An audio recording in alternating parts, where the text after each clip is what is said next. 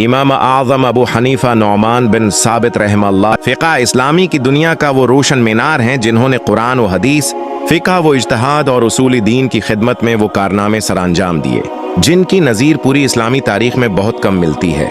आपका ताल्लुक़ कोफा से था, जो इस दौर में इल्म व फ़िक़्ह का अजीम मरकज़ था, जहाँ सहाबा कराम रज़ी अल्लाह इन्हम की बड़ी तादाद ने सुकून अख्तियार की थी।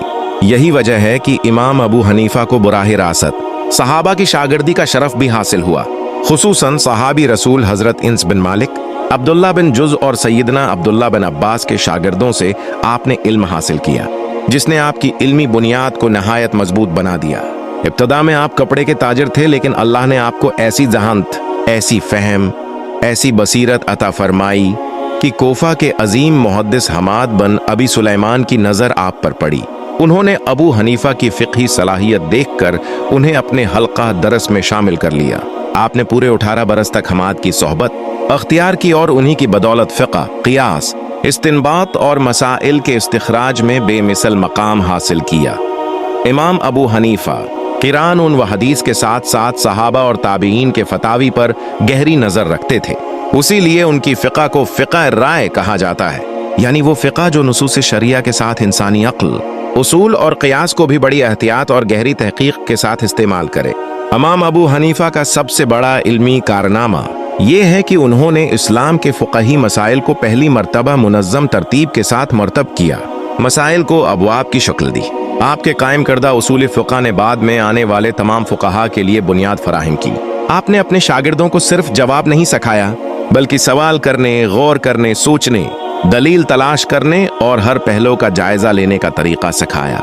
यही वजह है कि आपकी फ़िक़्ह हज़ारों मसाइल पर मुश्तमिल एक ऐसा इल्मी खजाना बन गई जिसे बाद में आपके शागिर्दों ने पूरी दुनिया में फैला दिया। इमाम अबू यूसुफ, इमाम मोहम्मद, इमाम ज़फ़र जैसे अजीम फ़ुक़हा आपकी शागिर्दी का फल हैं, जिन्होंने फ़िक़्ह हनफी को पूरी इस्लामी दुनिया में पहुँचाया।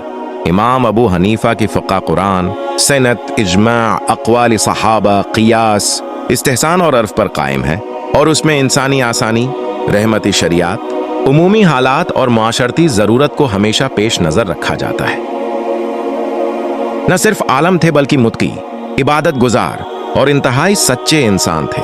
रात की इबादत में इस कदर मेहनत करते कि बाज़ रवायात के मुताबिक आप 40 साल तक फजर की नमाज इशा के वजू से पढ़ते रहे और कुरान पाक को हज़ारों मरतबा ख़त्म किया। अल्लाह का खौफ ऐसा गालिब था कि कभी किसी जालिम हुक्मरान के सामने झुके नहीं।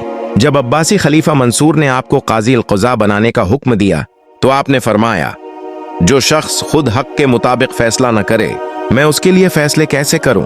मंसूर ने जब्र किया, लेकिन आपने कबूल न किया, लिहाजा आपको कैद कर दिया गया और जहर देकर शहीद कर दिया गया।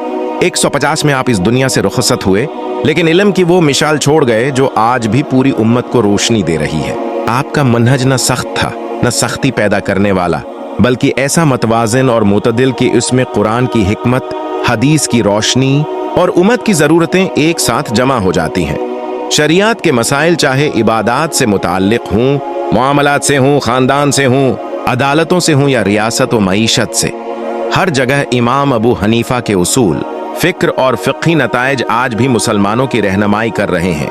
यही वजह है कि आज दुनिया का सबसे बड़ा फ़िक़ही मसलक हनफी है, जिस पर करोड़ों मुसलमान अमल करते हैं।